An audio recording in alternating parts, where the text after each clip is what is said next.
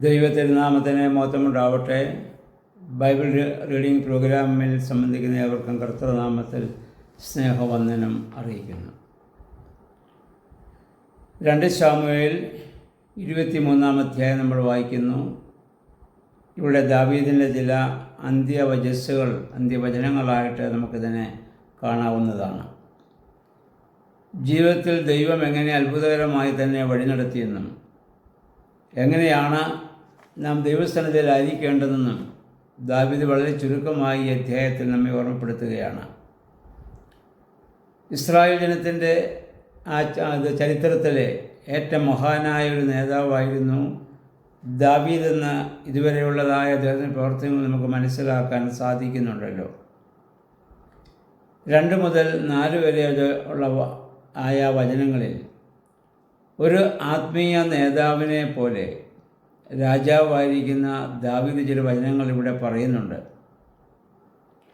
3-ാം വാക്യത്തിൽ അദ്ദേഹം പറയുന്നു, ദൈവത്തെ അദ്ദേഹം ഉപമിക്കുന്നത് ഉന്നതമായ ശില, ഉയർന്ന പാറയായിട്ടാണ്.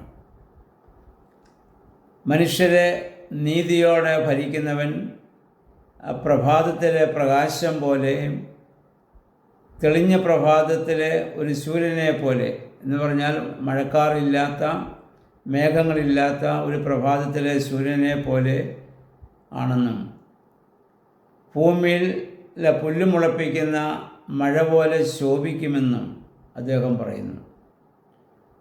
ഒരു വിശ്വാസിക്ക് ദൈവസന്നിധിയിലുള്ളതായ അനുഭവം തൻ്റെ ജീവിത അനുഭവത്തിലൂടെ ദാവീദ് ഇവിടെ വ്യക്തമാക്കി കൊടുക്കുകയാണ്. 6-ാം വാക്യത്തിൽ പറയുന്നു, ദൈവത്തെ ഭയമില്ലാത്തവർ, ദൈവത്തിൽ വിശ്വാസമില്ലാത്തവർ എറിഞ്ഞു കളഞ്ഞ മുള്ളു പോലെയാണ്. അതാരും കൈകൊണ്ടെടുക്കില്ല.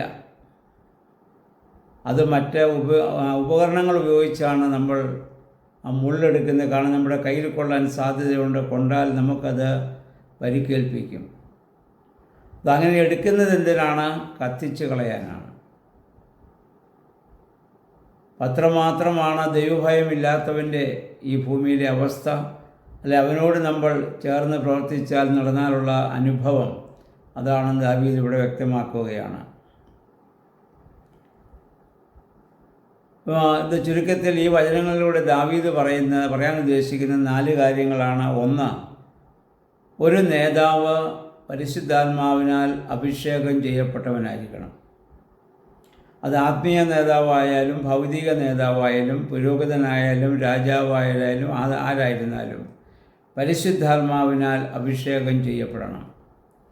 2, ദൈവത്തിൻ്റെ വചനം എപ്പോഴും അവരുടെ നാവിന്മേലിരിക്കണം. കാരണം അവരുടെ ഒരു വലിയ ശക്തിയും വലിയ ചൈതന്യവും ദൈവത്തിൻ്റെ വചനമായിരിക്കണമെന്നർത്ഥം. 3, അവർ ജനത്തെ നീതിയോടെ ദൈവഭയത്തിൽ നടത്തുന്നവരായിരിക്കണം. നീതിബോധമുള്ളവരായിരിക്കണം. ജനത്തെ ദൈവഭയത്തിലൂടെ അവരെ ഇങ്ങനെ അത് നടത്തിക്കൊണ്ടു പോകുന്നവരായിരിക്കണം. 4, അങ്ങനെയുള്ളവരുടെ ജീവിതം വെളിച്ചം പോലെ അത് പ്രശോഭിപ്പിക്കും. മേഘരഹിതമായ ആകാശത്തിലെ സൂര്യനെ പോലെ അത് മറ്റുള്ളവർക്ക് എപ്പോഴും ഒരു വെളിച്ചമായിരിക്കുമെന്നുള്ളതാണ്. ഇനി അതിൻ്റെ 23-ാം അധ്യായത്തിൻ്റെ 8 മുതൽ ഉള്ള വാക്യങ്ങൾ നമ്മൾ വായിക്കുമ്പോൾ ദാവീദിൻ്റെ കൂടെ ഉണ്ടായിരുന്ന ചില ധീര യോദ്ധാക്കളുടെ കാര്യങ്ങളാണ് അദ്ദേഹം ഇവിടെ പറയുന്നത്. അവർ ദാവീദിനോട് ചേർന്ന് ചില സാഹസ കൃത്യങ്ങൾ ഒക്കെ ചെയ്തവരാണ്. അവരുടെ ഒരു പട്ടിക നമുക്ക് താഴോട്ട് കാണാൻ സാധിക്കും. അവസാനം വരുമ്പോൾ ആ ധീര യോദ്ധാക്കളുടെ എണ്ണം 37 പേരായിരുന്നു എന്ന് അവിടെ രേഖപ്പെടുത്തുന്നുണ്ട്. നമുക്കറിയാം, ദാവീദ് തന്നെ ധൈര്യശാലിയായിരുന്ന ഒരു യോദ്ധാവായിരുന്നു.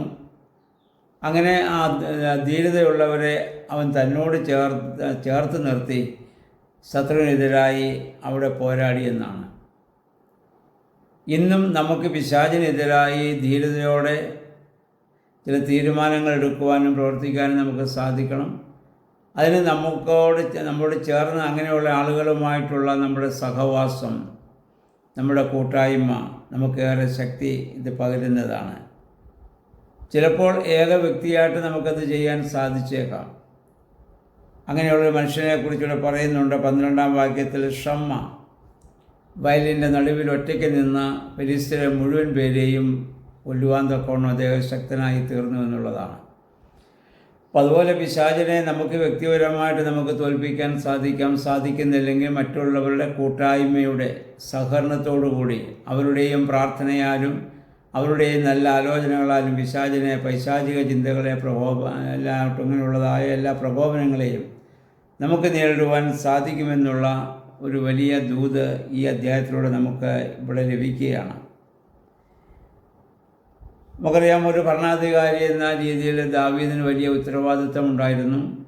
പക്ഷെ അദ്ദേഹത്തിന് ലഭിച്ച ഉത്തരവാദിത്വം അദ്ദേഹം തന്നെ ചെയ്യാതെ ധീരന്മാരായ ചില ആളുകളെ കൂടെ കൂട്ടി അവരിലൂടെയും അദ്ദേഹം കാര്യങ്ങൾ അവിടെ നിർവഹിച്ചു. അതാണ് നേതൃത്വം.